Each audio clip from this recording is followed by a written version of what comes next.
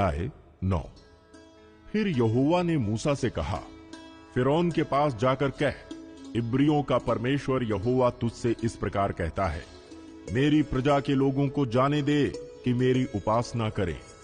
और यदि तू उन्हें जाने ना दे और अब भी पकड़े रहे, तो सुन, तेरे जो घोड़े, गदहे, ऊंट, गाय बैल, भेड़ बकरी आदि पशु मैदान में हैं, उन पर यहोवा का हाथ ऐसा पड़ेगा कि बहुत भारी मरी होगी।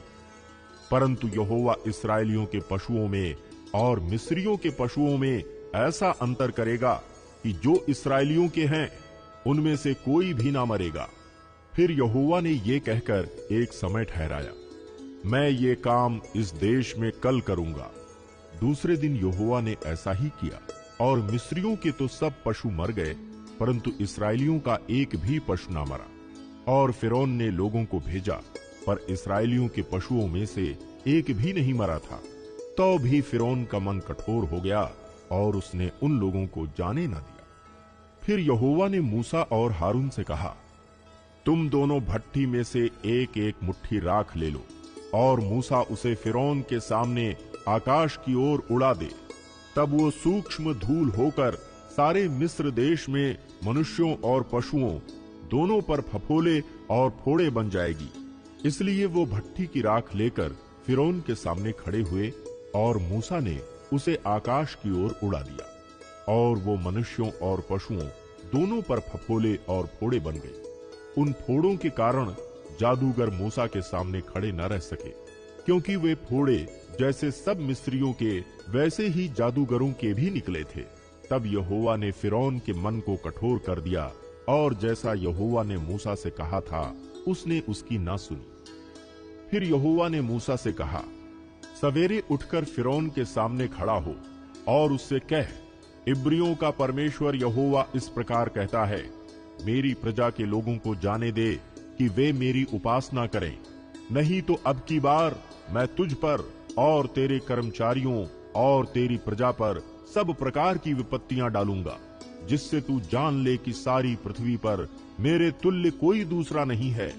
मैंने तो अभी हाथ बढ़ाकर तुझे और तेरी प्रजा को मरी से मारा होता, और पृथ्वी पर से तेरा सत्यानाश हो गया होता। परंतु सचमुच मैंने इसी कारण तुझे बनाए रखा है कि तुझे अपनी सामर्थ्य दिखाऊं और अपना नाम सारी पृथ्वी पर प्रसिद्ध करूं। क्या तू अब भी मेरी प्रजा के सामने अपने आप को बड़ा समझता है और उन्हें जाने नहीं देता? सुन, कल मैं इसी समय ऐसे भारी भारी ओले बरसाऊंगा, जिनके तुल्य मिस्र की नींव पड़ने के दिन से लेकर अब तक कभी नहीं पड़े।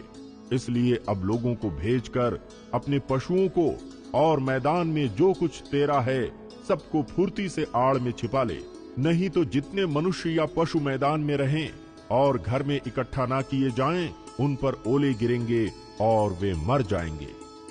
इसलिए फिरौन के कर्मचारियों में से जो लोग यहोवा के वचन का भय मानते थे, उन्होंने अपने अपने सेवकों और पशुओं को घर में हाँक दिया।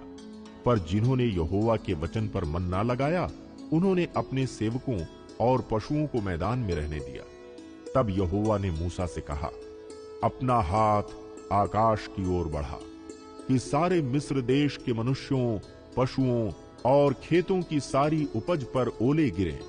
तब मूसा ने अपनी लाठी को आकाश की ओर उठाया, और यहोवा की सामर्थ्य से मेघ गरजने और ओले बरसने लगे, और आग पृथ्वी तक आती रही। इस प्रकार यहोवा ने मिस्र देश पर ओले बरसाए।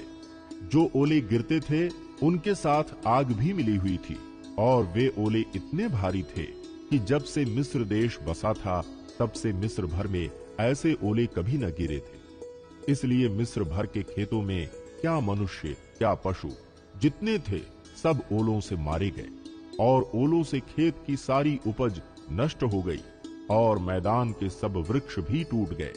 केवल गोशेन प्रदेश में जहां इस्राएली बसते थे ओले नहीं गिरे।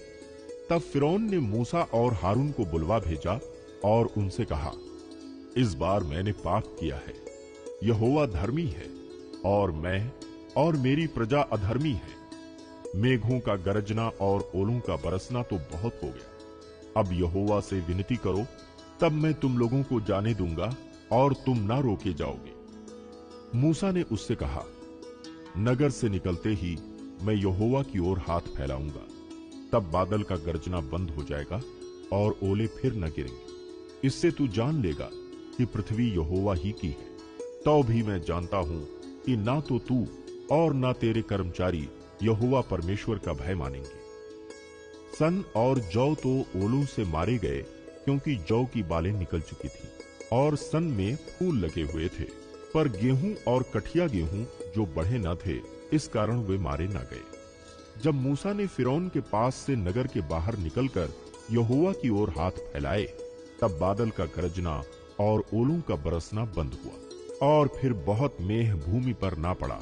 परंतु ये देखकर कि मेह और ओलों और बादल का गरजना बंद हो गया है, फिरौन ने अपने कर्मचारियों समेत फिर अपने मन को कठोर करके पाप किया।